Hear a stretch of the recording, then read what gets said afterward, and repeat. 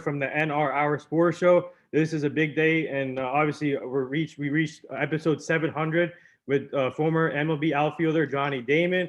He won the World Series in '04 and '09 with the Red Sox and Yankees. We're gonna get to all of that, his career, and also there you go, showing off his World Series rings.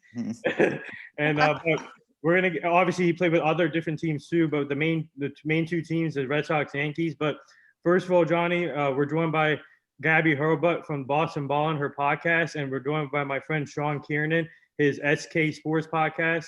So first of all, how are you and your family doing? Obviously, we're in a new year, and hopefully some positive things comes to us. Yeah, absolutely. We've been very blessed to live in the great state of Florida. I mean, there's tons of sunshine. We're outdoors a lot. And I mean, just blessed. We moved here 42 years ago, and we're rocking and rolling. It seems like we're having all the sports down here with the NBA bubble, with the Super Bowl. So I'm hoping the rest of the country can take after us and realize we can live with this virus and get through it. You know, keep taking your vitamins. We've been doing that, forever, and it's paid off so far. And hopefully, we can get back to normalcy, and everybody can stay healthy and try to figure this thing out. Where are you guys located, by the way? We are just outside of Orlando. Oh, nice. Okay. Yeah. So I'm gonna let Gabby start it off here. Oh yeah, sure. So hi, how are you doing? Fantastic, Gabby. How are you? Doing pretty well. Yeah, I appreciate Nathan's descriptive introduction here. Yeah, I do have a Boston Balling podcast covering all Boston sports. So I do have to ask, what was that feeling like for you hitting that grand slam against the Yankees in the Oh, it was fantastic. ALCS, because I'll never forget that. Yeah, it was fantastic. I mean, I knew what happened the year before when they came back and beat us. So when I was rounding the bases, there was not a smile. I was serious. And I'm glad I was put in that opportunity. I had some great teammates get on base in front of me. And my whole thing was we need to at least get one run, because I remember what happened the year before. We had runners on first and third. Veritek strikes out. I hit a hot shot to Jeter, and it was an easy double play, and that could have gave us that one extra run to get us to the World Series. So try to get one run, and fortunately, we got four. That was an amazing feeling watching that on TV and knowing that was the start to a lot of recent success for the Red Sox. So it was a great feeling for us fans too.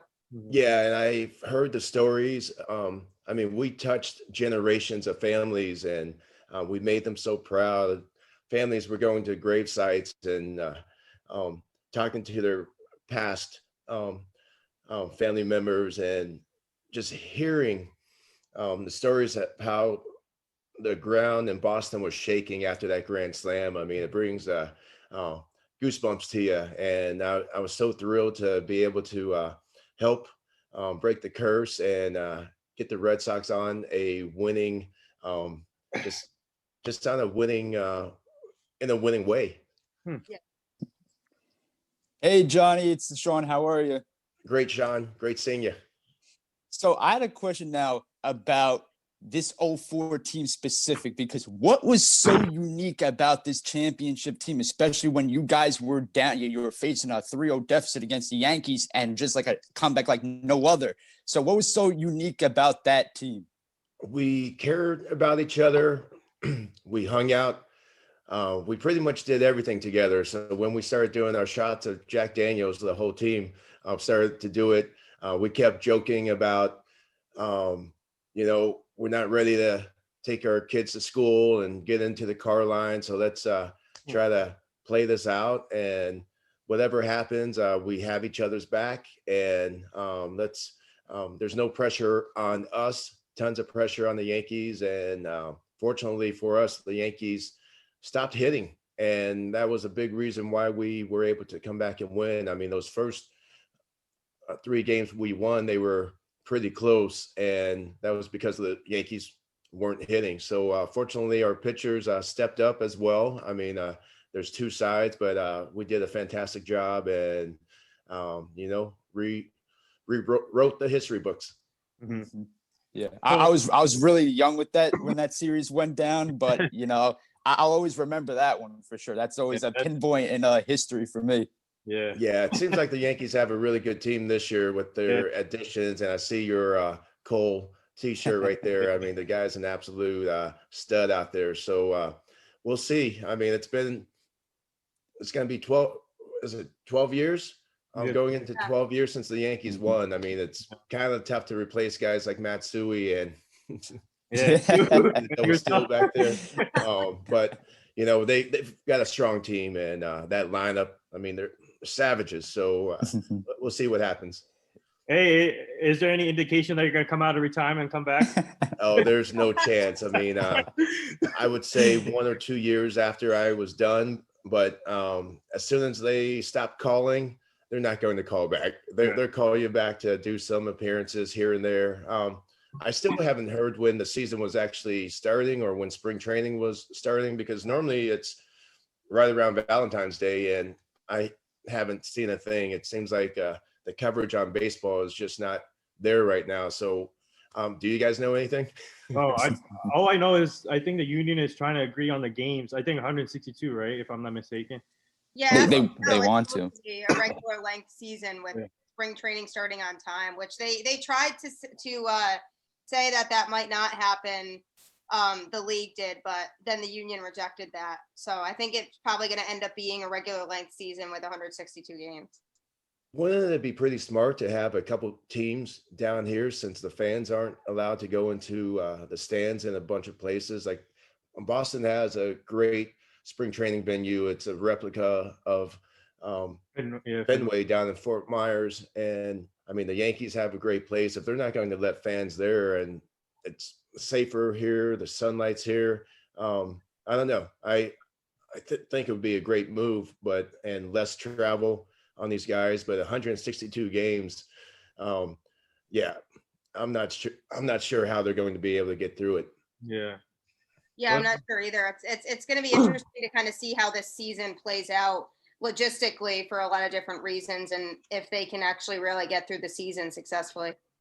But I want to ask, before we get all into the exciting stuff, but I want to ask you about your career. When did you start realizing that you wanted to play baseball, and how grateful are you that the Kansas City Royals gave you the first opportunity to start your career?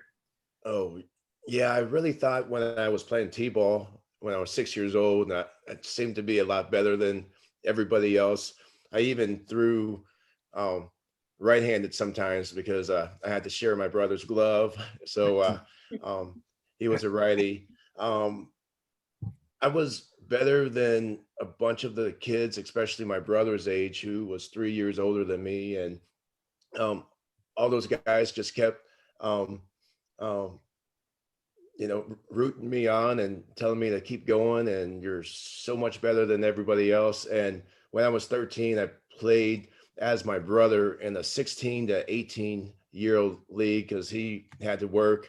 I went out there, had 4 hits, and when I got to first base, the guy said, you're pretty good. What round do you think you're going to be drafted this year?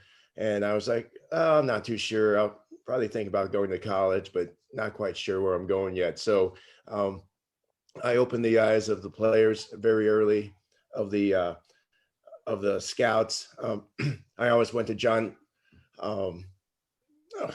What's his name? Brain fart. GM for the John Hart. Oh, John Hart. I always went to John Hart's camps when I was a kid, and got best prospect out there, and he knew he really wanted to draft me number 2 overall back in '92, but I struggled my senior year.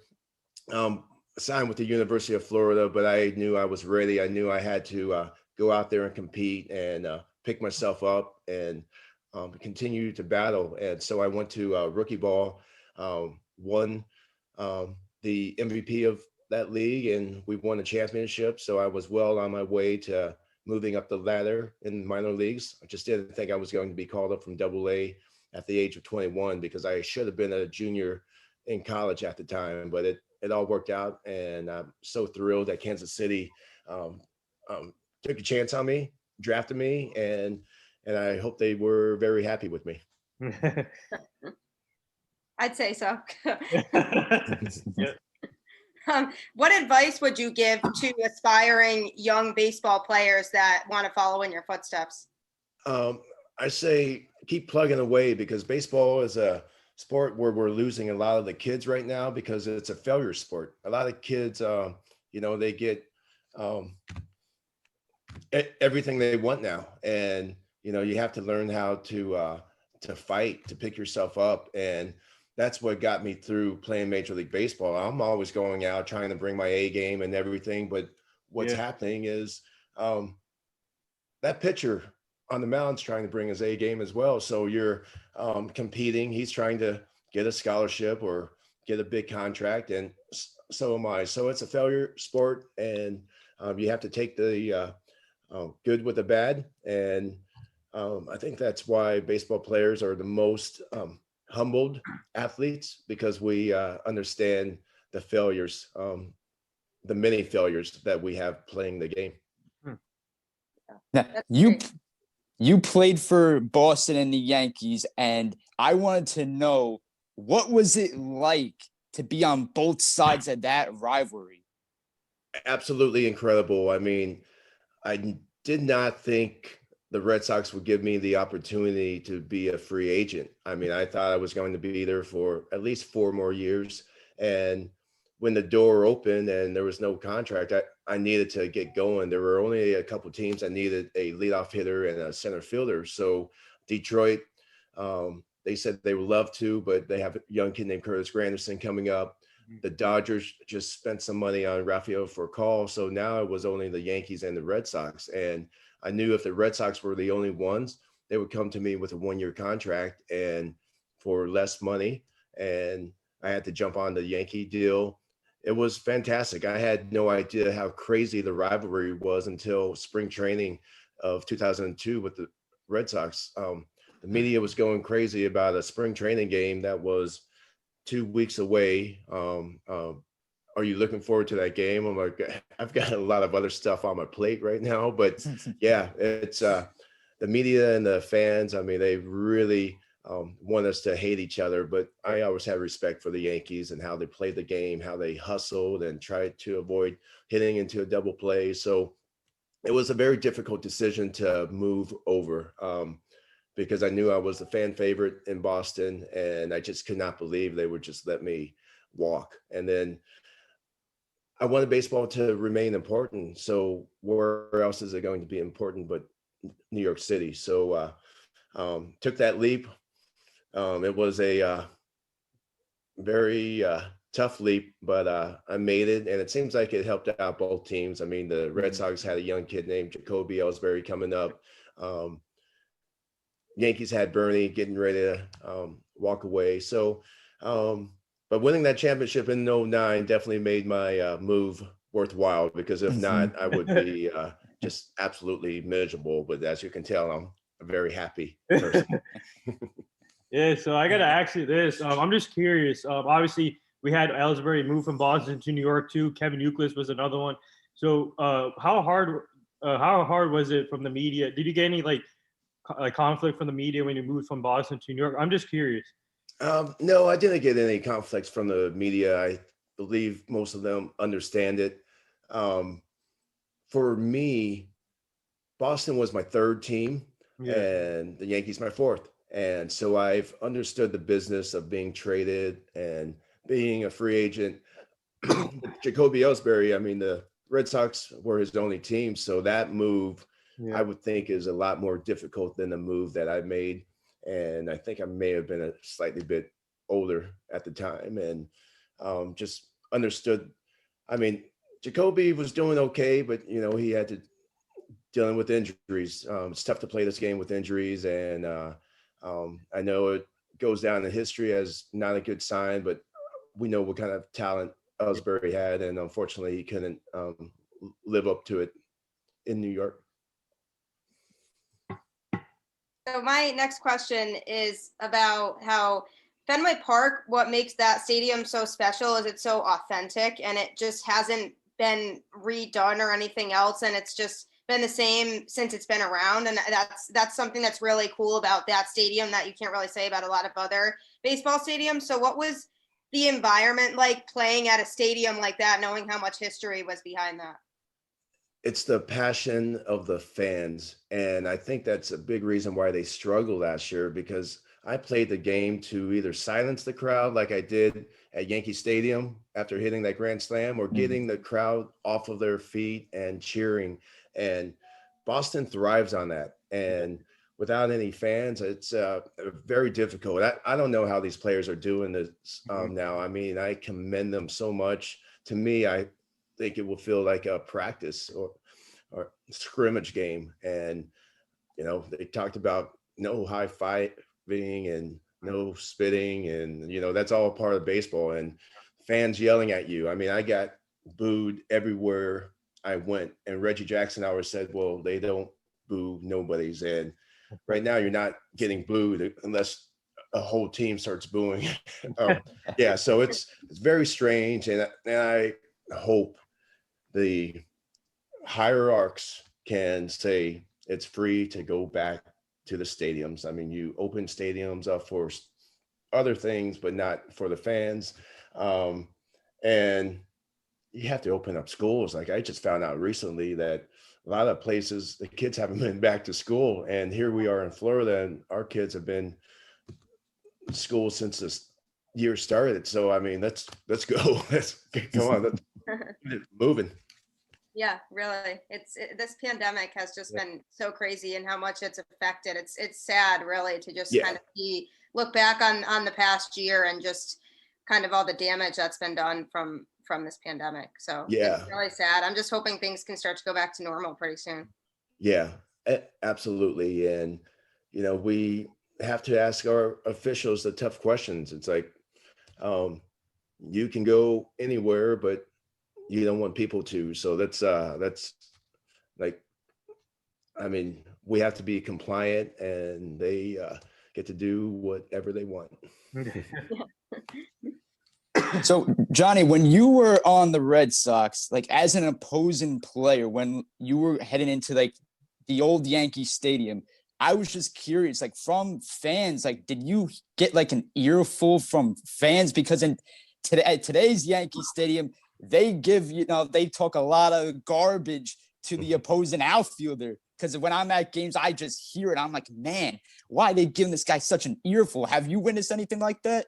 Oh, tons. I got it all the time, but I would rather an entire stadium yell at me, because it's just noise. But if one or two people start yelling, that's when it's difficult, because you're just like, okay, I know the person. What can I do to make him look bad? So, yeah, but I understood it, and believe it or not, the Yankee fans, when I was playing for the Red Sox, they actually respected the way I approach the game, how I hustle all the time, how I don't complain.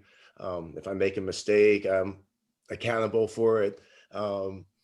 Yeah, a lot of times you don't have to be accountable for your mistakes now, but I always was, and still am.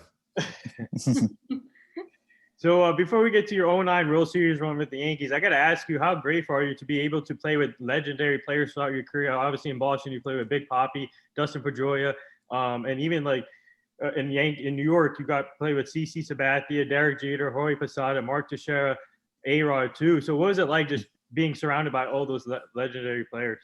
Well, it's very incredible. I like to think that I was a big part of their success as well. You know, we went after it, and yeah, some of the best players ever. Like Big Papi is the biggest clutch postseason performer ever. Derek Jeter, the most consistent player, like one of the most consistent players ever. I mean, Hank Aaron was pretty darn consistent as well. Yeah, and you know, A-Rod, some of the biggest numbers ever in the game. CC, just an absolute legend. Lefty legend on the mound, and hopefully Cooperstown gives him a call in a few years. But yeah, very blessed and humbled to play with great players, great managers, and Yeah, I enjoyed my time playing, and probably except my last year when it took me a while to get a job, and it didn't go so well. I mean, speaking of A-Rod, all the people, all the fans were haunting on him. Guess what? He helped us win the '09 World Series. He came out Yes. big. He came out clutch for us, and Mhm. and A-Rod was a big part of that World Series run. So, Yeah, and yeah, he absolutely. shut down the media real quick. So Mhm. Yeah, absolutely. And he seems to be doing fantastic, yeah. doing his baseball games and just his life. He's doing a lot of great things, and hopefully he continues to have success. Um, so my question is about kind of some Red Sox news from recently with Dustin Pedroia announcing his official retirement from baseball, which was a sad day for all of us fans just because he's had such a big impact on the team. So what was it about him and playing with him that really made him such a big asset to the Red Sox? Well, he went out and he gave it his all every single day, and that's the kind of players you respect the most in this game. And he was fortunate to keep the Red Sox jersey on for his entire career, and not too many players get to do that in this day and age.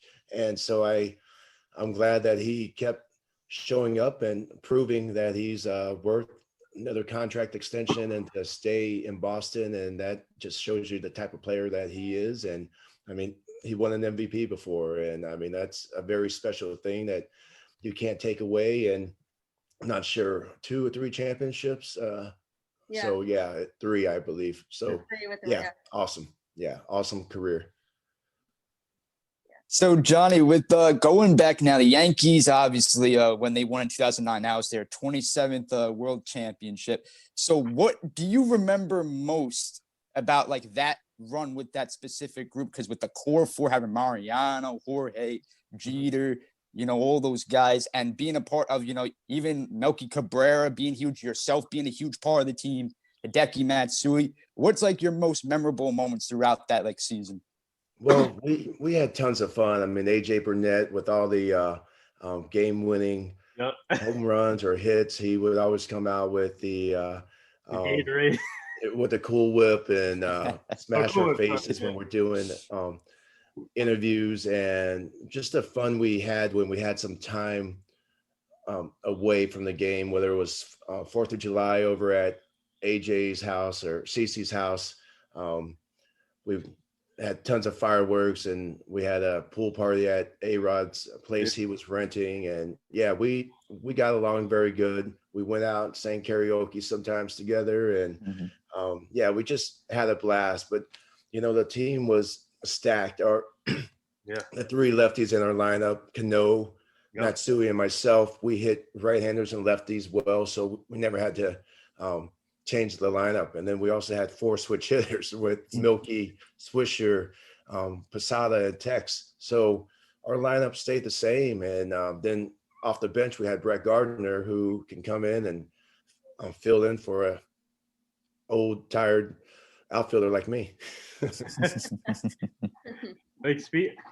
so speaking of the '09 World Series run, I gotta ask you, man, because Brian Cashman and the front office, kudos to them. They went all out during that off season after the '08 season when we missed the playoffs, and that's when we moved to the new stadium, and you guys opened it up with obviously World Series. And Cashman brought in Nick Swisher. I love Nick Swisher. He brings Yep. energy. That's a main piece we need to have on the championship team. So kudos for that.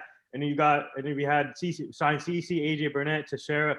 Man, how excited were you as a player that knowing that Cashman went out there just to get the players they needed and to make that World Series run in '09? How excited were you? Yeah, it was absolutely amazing. I mean, when you open up a new stadium, you have to have excitement because a lot of people were upset the old stadium was coming down. But wow, those guys that we brought over, CC was the #1 free agent pitcher. We knew if we got Burnett, we had a chance to win the World Series because when he gets hot, he's the best pitcher in the game. And we saw him in Toronto so many times, just making us look silly. Tex, great hitter, but even better glove. So with Tex over at first base, I mean, Jeter was able to win a couple more Gold Gloves because he, trusted him. He could throw the ball wherever he wanted, and Tex was going to be there to to catch it. And so that was huge for Derek. Cano, slick fielding. As soon as we got A-Rod back from injury as well, I mean, that's when our team really took off. And yeah, just a tremendous team. And just a follow-up question, I got to ask you though, against Philly, that particular play when you stole second and then stole third. So yeah, right there, I see it. And I posted that video on my story too and tagged you on that one. So what was your thinking? What was your thinking at that time, at that moment when you stole second, and then obviously there was no one there at third. So you just, when you saw, you just took advantage. So what was your thinking on that one? Well, the whole year I was thinking about doing it, but Tex does not like people stealing when he's hitting. So I saw it all year long, and Brad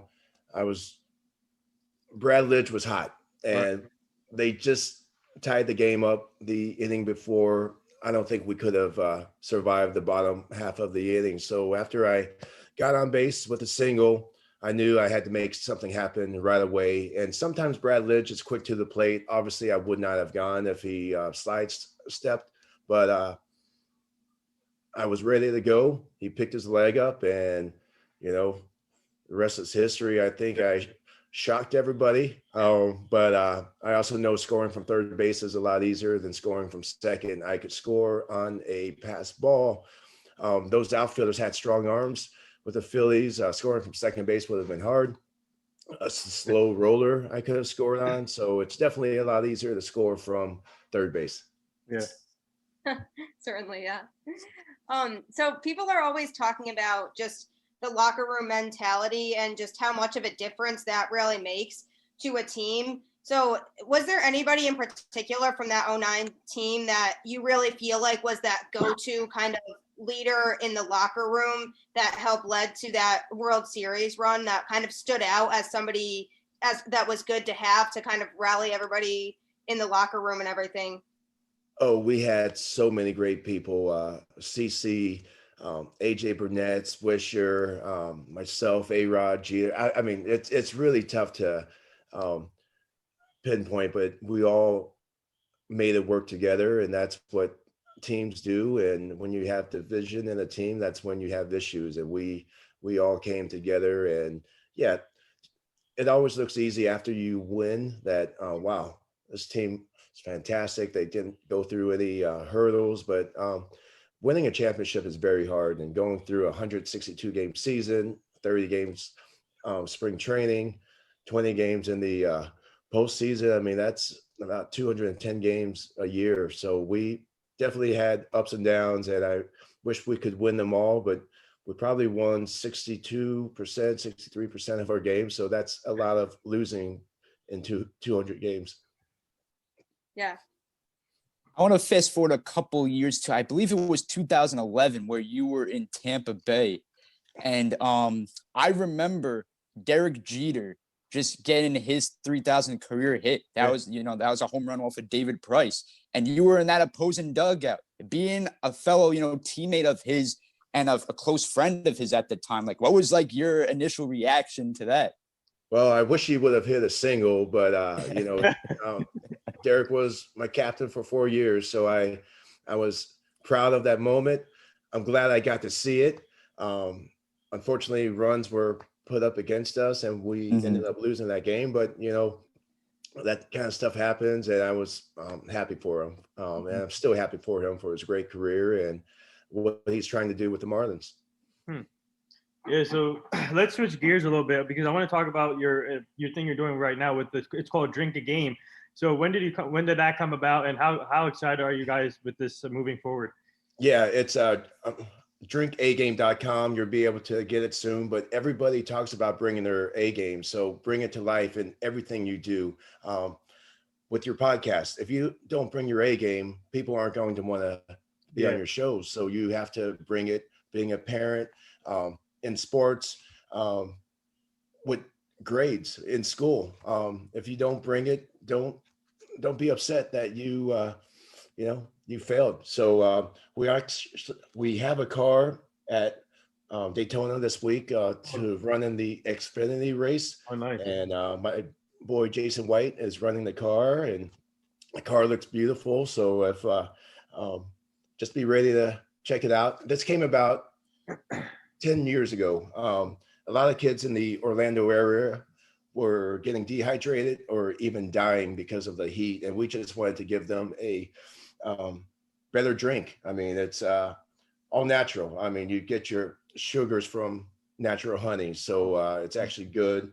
You get your hydration from sea salt. There's all kinds of vitamins, all the vitamin B's, C, D, E's, and it tastes fantastic. A lot of times you taste these drinks and they're just not up to par. And I don't want to drink anything that's bad. And this is going to be rocking. And we have 4 flavors: tropical, citrus, grape, and strawberry lemonade to start. And in time, we'll have a plant-based one where we replace the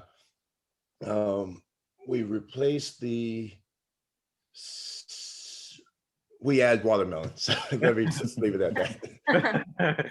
Yeah, that's amazing what you guys are doing, helping these people out. And I gotta go check it out because I work out a lot here in Jersey, so I might have to check that out. Yeah. And when you work out, you gotta bring your A game if you want to get those big lean muscles, right? Yeah. Oh. Right there. Sometimes it is hard to stay motivated while working out because I know when I'm in the middle of my workout, I'm like, wow, I can't wait for this to be over. So yeah, I listen to loud rock music from like Trivium or Breaking Benjamin. Slipknot gets me going, and knowing that I have to bring it. So yeah, so you got to find a way that motivates you, and I think that's what everybody needs to do. What motivates you in life, and take charge of it. You're in control of your destiny of your life, and that's exactly what I tried to do when I played the game, and when I was growing up, and be a model citizen, and obey the law, get good grades, and you have to get good grades to play sports too. So that was a win-win. Yeah, grades are important. Speaking of motivation, that kind of leads really well into my question, which is, what was kind of your way of getting motivated and pumped up before stepping on the field for every game?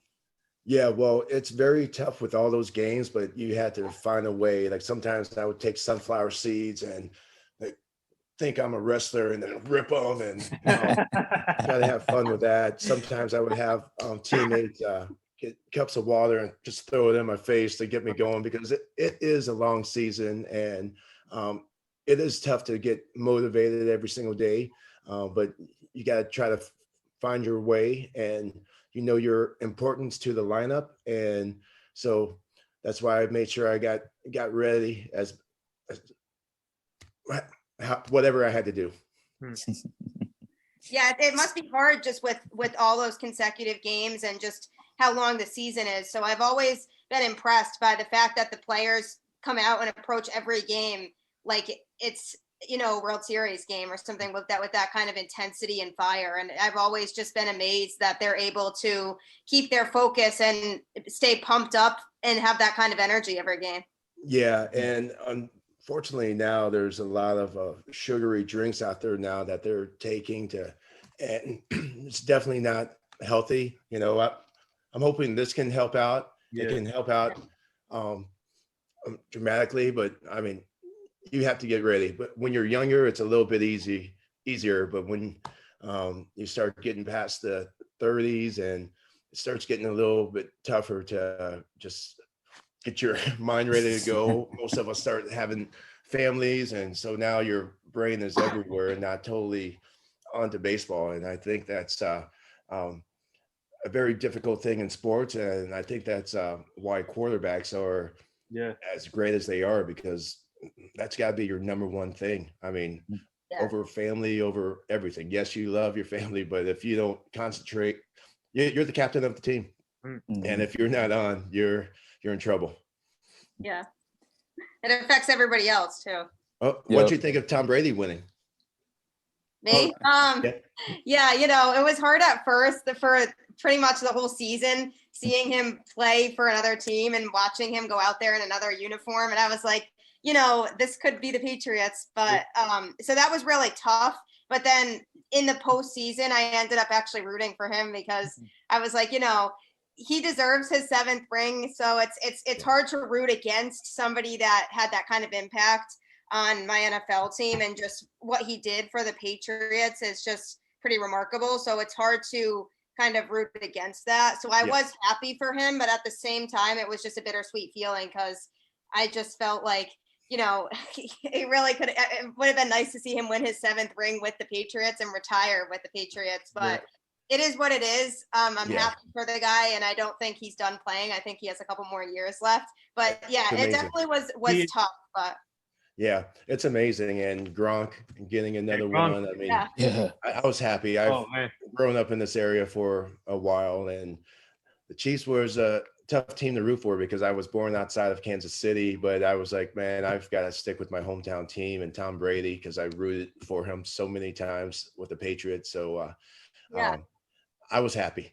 Speaking of the parade, I've seen pictures of the parade from yesterday on the boats. That was awesome, and Tom Brady had fun yesterday for sure. Yeah, that's what I heard. I haven't got to see it, but he deserves it. I mean, he's going to take a couple weeks off and get ready for the next season, I'm sure. At 43 years old, still winning championships. Crazy. Unbelievable. Unheard of for sure. Yeah. So now in baseball last year, we had a season like no other. Now, being a former athlete yourself, Johnny, I was just wondering, like, there was no fans in the stands. That was really hard. Like, as a former player, how hard do you think that would have been for you to prepare for like each and every game, knowing that there's no one in the stadium? Yeah, it's absolutely awful. I'm not sure if I could survive. Like I mentioned, it's like a scrimmage or a practice exhibition game. And a lot of states, I don't believe, are going to open up again this year. I know Canada's not going to let the Blue Jays go up there. Not sure what California or New York is going to do. I mean, they've kept everything shut down during this whole time. And it's unfortunate. And I'm glad I played in the era that I did. And I feel for these players. And I feel more for the high school players who are thinking about going to college or turning pro, or those guys. There's no minor league baseball. And that destroys a town. And I mean, we need to get that going again. And a lot of these minor league teams are never going to come back. And that's very unfortunate for these fans who can't travel to the big cities, who can't afford the big money ticket. So, I feel for them quite a bit. This whole thing has been devastating on the U.S., on sports, on minor league baseball, young players. But let's try to persevere and try to figure something out, and hopefully they'll open some of these stadiums up. Yeah, I mean, it's like you just said before, why not just move teams to Tampa? Like, for example, they have the Toronto Raptors in Florida right now in the NBA season, and why not put the Blue Jays in Florida too, instead of having them playing in Buffalo the whole year? Just have them play in Tampa, Florida, with nice weather, so they can enjoy that. But it's gonna be interesting to see. But I usually do this fun. I don't know how much time you have left, but I usually do this fun little segment called the rapid fire segment on the show.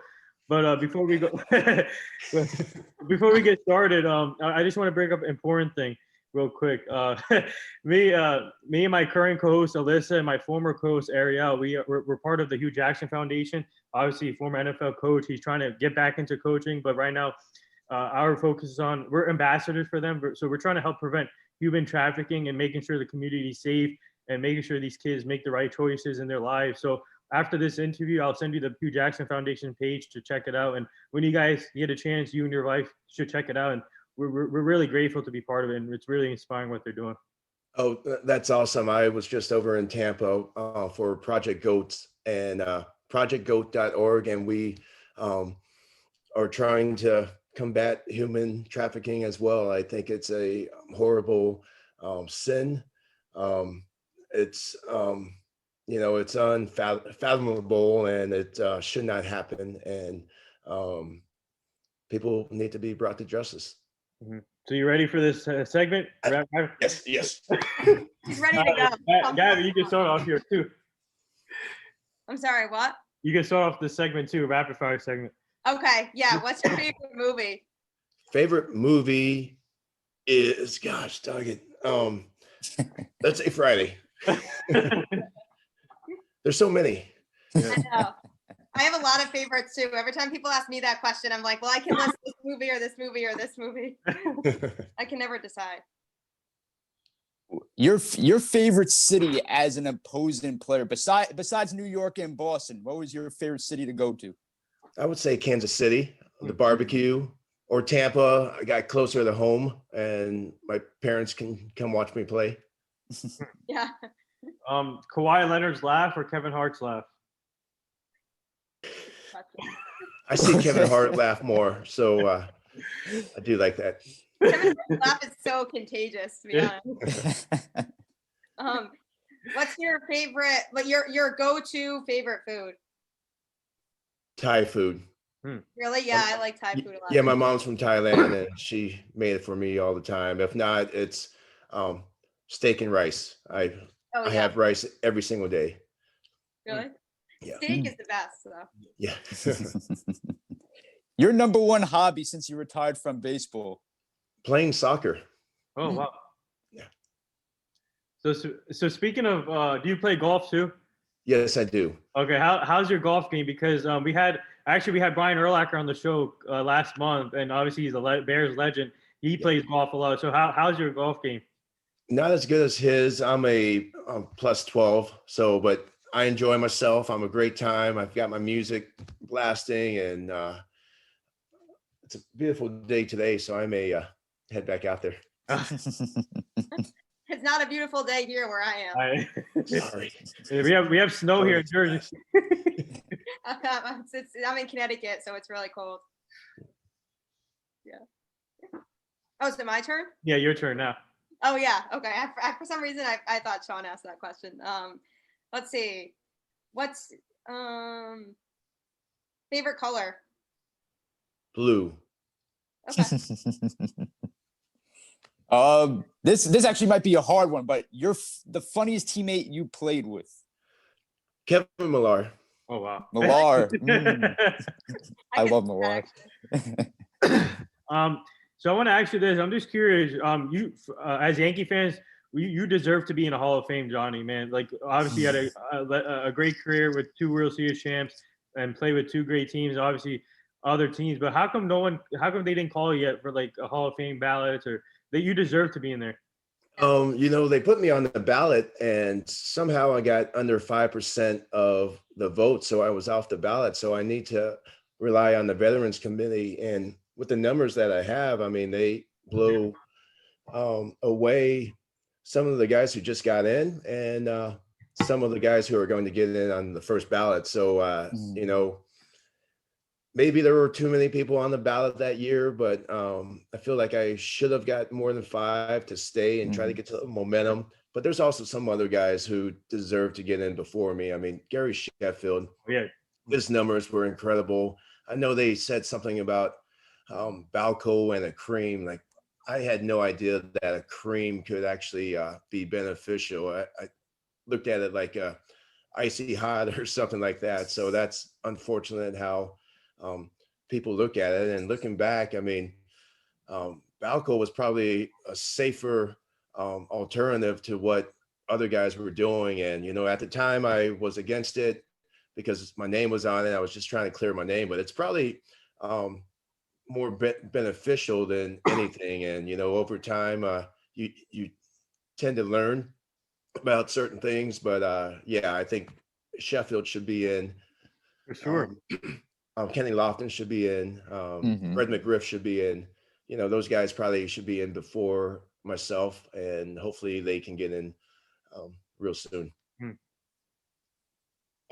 Growing up, if you had to go back in time, if it wasn't baseball, what would be another sport that you would want to have played professionally? I would consider playing soccer. I love soccer. But seeing how good these guys are running around the pitch It's absolutely amazing. And we have Will Johnson on my soccer team now, and he's 2 years retired, and just seeing how he moves, I'm like, okay, there's no way I could ever do that kind of stuff, but I would love to. I mean, I've got the hair and all that good stuff um, to be a soccer player, but I enjoy playing with my buddies and my wife, and it's great co-ed league. It's nice to have that though, just as a fun hobby now. It's always important to have those kinds of fun activities and a good way to just socialize with people too. Yeah, and try to stay in shape. I mean, it's a great workout. I mean, we're running 5 to 6 miles every Sunday, and Wow. it's great. Are you a guy who like tunes into like all like soccer leagues? Like, or is there like one specific league like you pay attention to the most? I pay attention to the Premier League the most. Yeah. I just feel like every team has a chance to win every single day. Like the top 20 teams are great, and I love the relegation factor. I mean, think about it. If baseball had that, the Mets would have been relegated a few times, and also the teams that didn't spend some money over the years. I mean, didn't Bauer just signed a contract for like $45 million a year, and it's more than 3 teams that are paying their team right now. Yeah. I mean, it's absolutely great for Bauer. And those other teams should get relegated if they don't make it. I mean, Bauer, if you think about it, Bauer's one great season was the 60-game season. So I just don't know about that contract. I mean, good for him, like you said, but I don't know. I mean, I think the Dodgers are putting too much of a commitment on him. Well, he's absolutely a beast, and he's always had to go up against the number ones. And, now we'll see. I mean, they've got a number of great pitchers, and, their big job is to get back to the World Series. And with Bauer there, they have a better chance to. So I think that's how the Dodgers are looking at it. But, yeah, it's a big contract. Love to be his friend. But all right, a couple more things here from me, but our two-parter here. So, favorite memorable. Okay, outside of the 2 World Series, what was your most memorable game that you played in? And also, how tough was it not having facial hair with the Yankees? I was going to ask that before. Right. I'll start with the facial hair. It wasn't too hard. I mean, I looked a lot younger, and so I was okay with that. I probably should have thought of a different hairstyle at first, like a mini faux hawk, or just, I don't know, put my hair up in a bun and whatever, but should have thought of a better haircut. My best game, instead of the World Series, I know I had that 6-for-6 hit game with the Yankees. I had 3 hits in the first inning when I was with the Red Sox. I had a 4 double game with the Royals. And that was funny because Shannon Stewart got 4 doubles with the Blue Jays earlier that day. And they were saying that was the first time in history there were 4 doubles hit in a game. Like there were 4 home runs hit, there were 4 triples hit, but never 4 doubles. So I was like, man, that's a weird stat.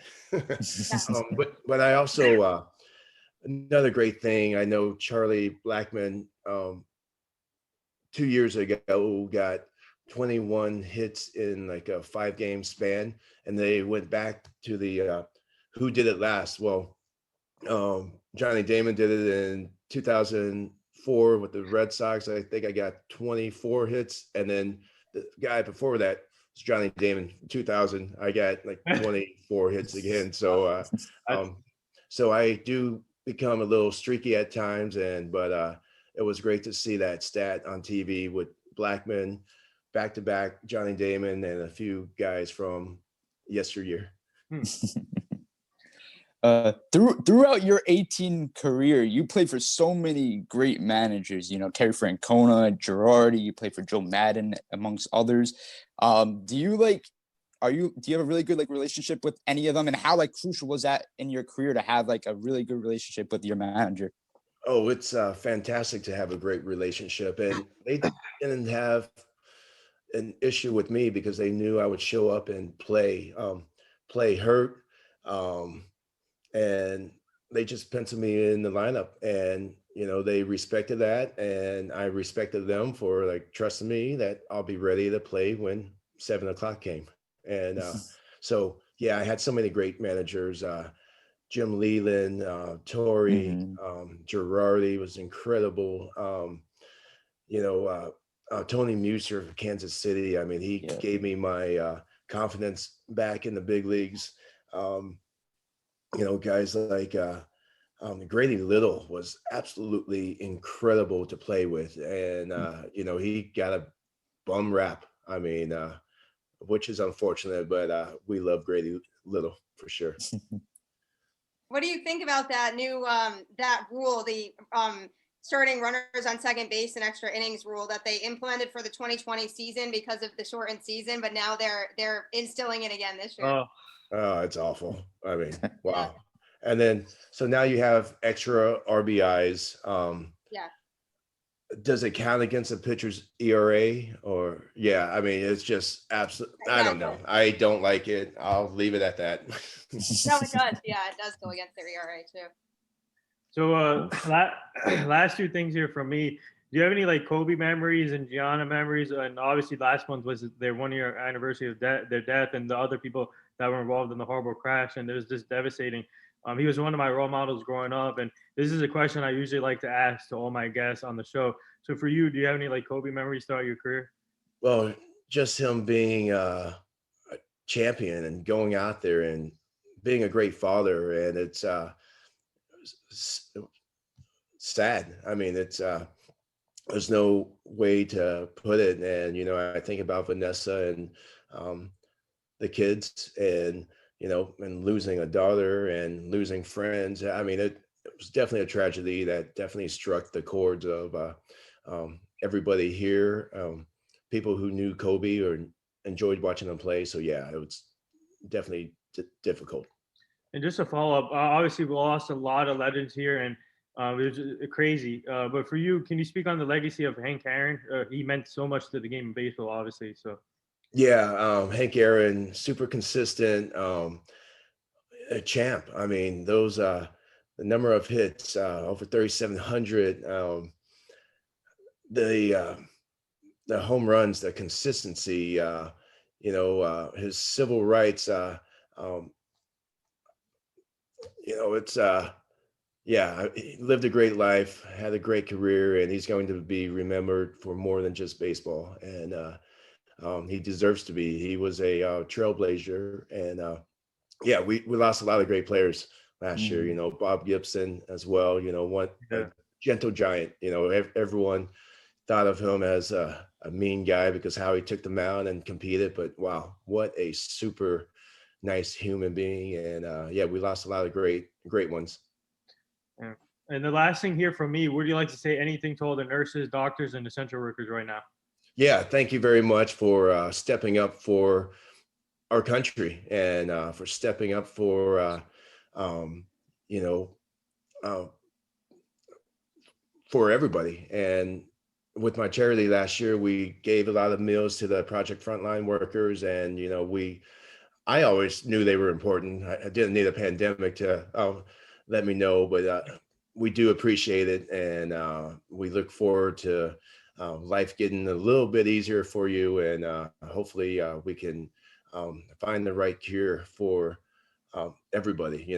I think people need to go outside and get fresh air. And, and hopefully these vaccines help people.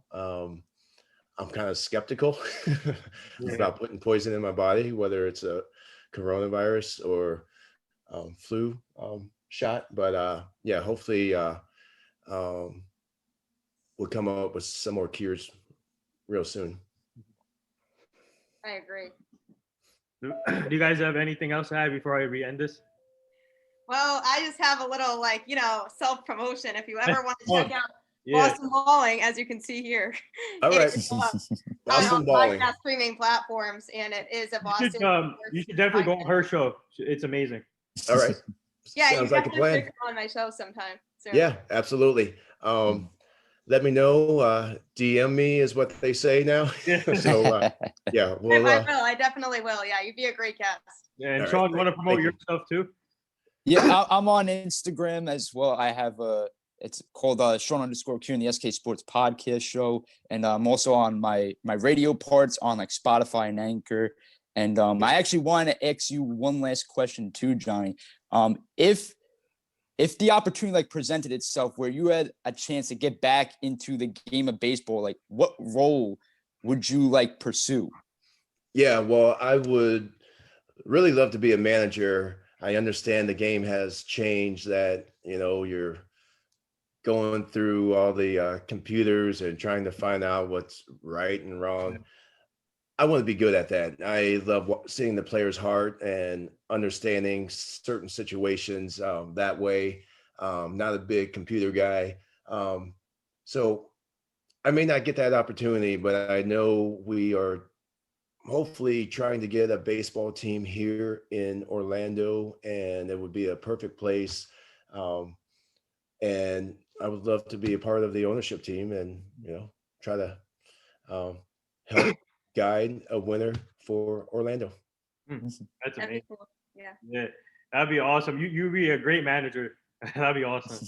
Well, thank you. And we know Tampa Bay has been like thinking about going to Montreal for half the year and Tampa for the other half. It's a very difficult thing. And there's expansion that's supposed to come out soon. And we say, why not Orlando? Because we have a lot of guests. The convention centers are number one in the U.S. Disney, Universal, SeaWorld. We have the U.S. soccer. We have a bunch of soccer fields. We have the tennis association here now. I mean, there's so much, and we can definitely take on the baseball team. And we're number 18 TV wise, and we only have basketball. And so, yeah, the market is really good here. Yeah. I've always wondered why they don't have other teams, but. Yeah. Right. Well, we do have Orlando City now soccer, but yeah, and that's very exciting to go to. And so yeah, Orlando would be a great market, and we're keeping our fingers crossed. Yeah. But there it is. That wraps up big milestone for the NR Sports Show 700 episode. This is the 700th episode with that legendary player Johnny Damon, who won the World Series in 2004, 2009 with the Red Sox and Yankees. There it is. Those two World Series teams again. And I just want to say thank you to Gabby from the Boston Ballin Podcast for joining too, and Sean from the SK Sports Podcast. They do great shows, and Johnny, you should definitely go on their shows too, man. I'm just great, and obviously this conversation was inspiring and honor for you to come join, and keep up the great work. And I'm going to check that drink a game thing, and like I said, keep it up, and you and your family stay safe. Yeah, you guys keep it up. It was a great show, and yeah, always bring your A game. Yeah. Thank you. Thank you. Bye.